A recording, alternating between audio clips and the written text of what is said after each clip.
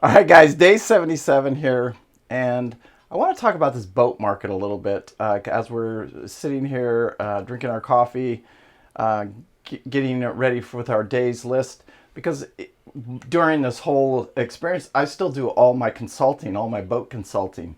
And where I see this market going, I think it's an absolute disaster of a market right now. It is probably the best times if you're trying to buy a boat, and the worst times if you're trying to sell a boat. And what we're seeing is the market reacting to people that bought boats that really couldn't afford the boats. They could afford the boat, but they couldn't afford to maintain them correctly. Even the yacht that we're on currently, and we've been on for the last 2 months, over 2 months now, was bought, but it was bought at a greatly reduced price. It was priced in Fort Lauderdale. You can go look, verify all this for well over $500,000, and the current owner picked it up.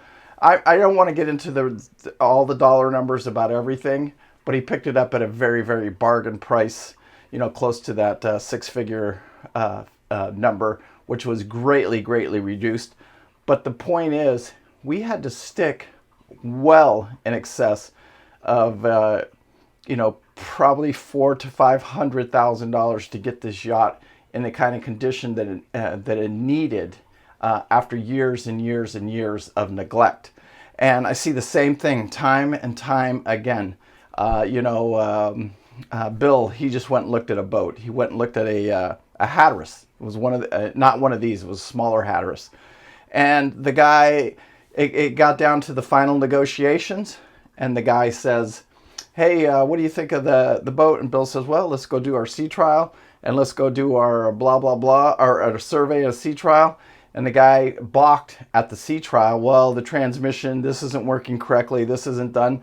And again, because you're looking at a boat that wasn't taken care of properly, the motor, the engines, the transmissions, the gear, it wouldn't build pressure in the gear. And the guy knows that, so he can't he can't even take it out for a test drive. So how are you going to sell a boat that you can't even take out on a sea trial? When you take these boats out on a sea trial, we take them all the way to maximum RPMs, and the reason we do that is that tells the truth. That tells what's going on with the motors, the aftercoolers, the coolers, the whole system. If you put that thing at full throttle and your engines start to heat up, you got problems somewhere. No boat was designed to do that. And most of these boats cannot get through an inspection like that. Another prime example is of what I'm seeing in this disastrous market is not even necessarily the price of the boat, because now this 36 gram Banks is a prime example. I was talking to Mark the other day. It actually sold. Beautiful boat. I went and walked this boat at the Trawler Fest, and beautiful, absolutely gorgeous boat. There's no reason this boat shouldn't be sold right now. Well, it did sell, but in the end, it was rejected, and it was because of the price of the insurance. And because it's not even the price of the boat anymore. You have to be, Pete, you would say this, to own a $200,000 boat, you better have assets of about $1 million today. You have to, because the price of the insurance is $5,000. It didn't used to be that way. No, it wasn't. Even just a few short years ago, when I got into this, when I first did America's Great Loop, my insurance was $700 for 1 year premium. Yeah. Now it's $4,000 to $5,000. Yeah. And so, and then what happens is that's for Southern Estate. Yeah. Now you could stay in the marina like this in Crescent City here. This is $53 a night. This yacht parked in Papagayo, where all the billionaires go, where you want to be, is $300 to $400 a night. Right. Yeah. Yeah, and so that you can see, like, all of these people have figured out the game, and it ain't going anywhere. The prices just keep going up. Insurance keeps going up. Registration, taxes, everything is going up on these boats.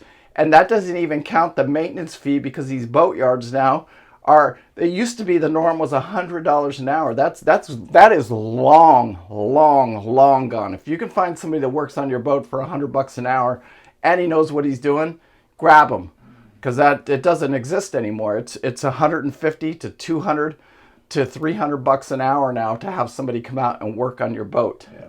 And that's just the reality of where we're at in this market. So it really, I think it's prime time for the guys that have a little bit of money and want to buy a boat, because you can weed through the garbage, which is 90% of every boat you look at. And then that 10%, the boats that sell very quickly are the well-maintained, well-taken care of boats. And I take that back, because that 36 Grand Banks is well-maintained and it will sell. There's no question whether that boat will sell it, because it will, because it was well taken care of. But what price? That now it starts to say, hey, the prices drop. We've got like 5 boats under contract right now, and every single one of them have been at almost a 50% haircut on the price. So the big boat that we have right now, which is a 70-foot, is that price was like 600,000, and we're in it at 365 was the offer. Whether it can get through its survey or not, I don't know, but we'll see what happens with that one. Anyway, I just wanted to share that with you. I think we're in the best times and the worst times all at the same time. Anyway, we got some more chores to do, Chief. Let's keep plugging along.